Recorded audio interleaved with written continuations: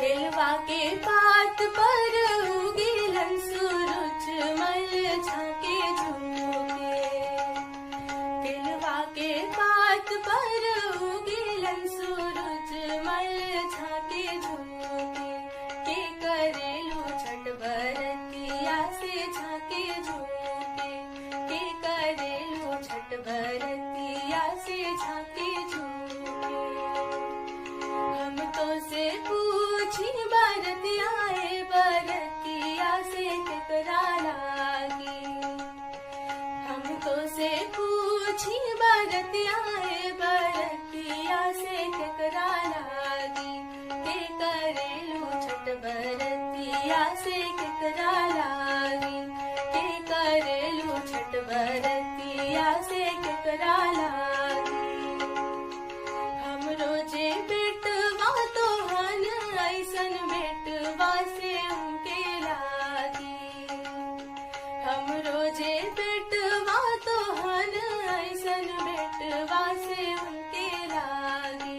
से करेली छठ बरतिया से उनके लागी। से करेली छठ बरतिया से उनके लागी।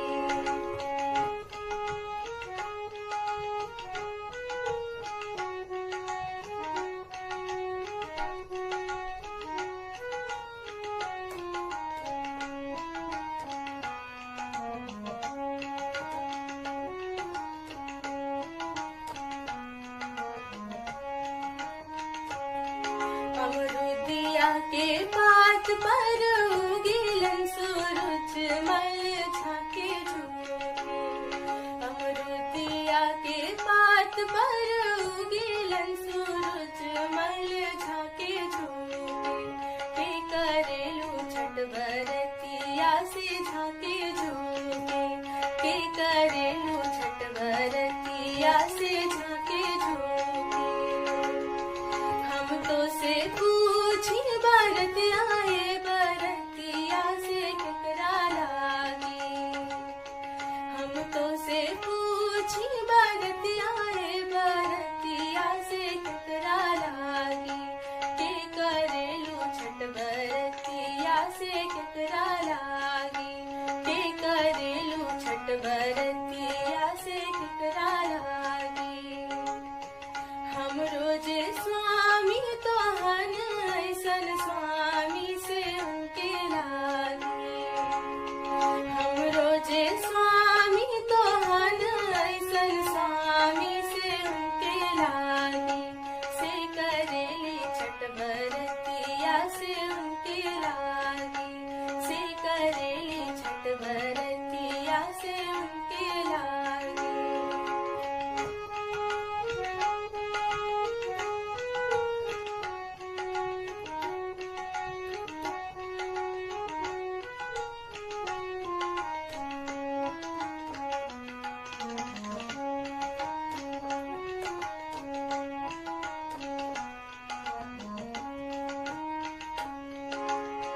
नरियर के पात पर उगेलन सूरज मल झाके झुके। नरियर के पात पर उगेलन सूरज मल झाके झुके। के करेली छठ बरतिया से झाके झुके। के करेली छठ बरतिया से झाके झुके। हम तो से पूछी बरतिया बरतिया से केकरा लागी।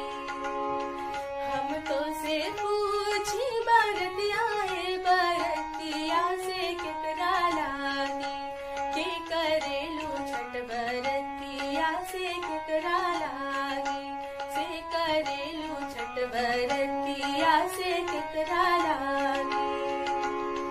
हम रोजे बेटी तो हन ऐसन बेटिया से उनके लागी। हम रोजे बेटी तो हन ऐसन बेटिया से उनके लागी। से करेली छठ बरतिया से उनके लागी। से करेली छठ बरतिया से उनके लागी।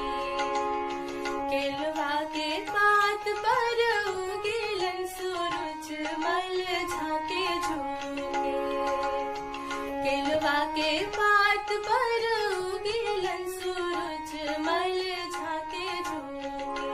के करेलू छठ बरतिया से झाके झुके। के करेलू छठ बरतिया से झाके झुके। के करेलू छठ बरतिया से झाके झुके।